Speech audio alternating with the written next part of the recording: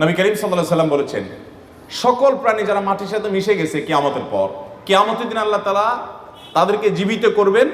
জীবিত করার পর একটা মোরগ অন্য মোরগকে আঘাত করেছে, গায়ে জোর বেশি ছিল, আঘাত করে রক্তাক্ত করে ফেলেছে অথবা আহত করেছে কিংবা মেরে ফেলেছে, এক কথা কষ্ট দিয়েছে।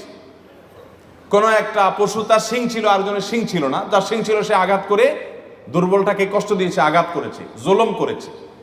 আল্লাহ রাব্বুল আলামিন কিয়ামতের ময়দানে ওই দুর্বলের মাথায় শিং দিয়ে, তার মাথা তাকে শক্তি দিয়ে এবার যে দুনিয়াতে জুলুম করেছে বলবে, তুমি তোমার সে জুলুমের প্রতিশোধ নাও। তাকে পাল্টা আঘাতের সুযোগ দিবেন।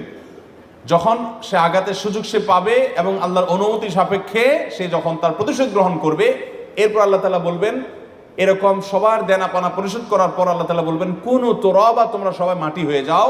তখন সবাই মাটির সাথে আবার মিশে যাবে, কারণ তাদের জান্নাতুনে জাহান্নাম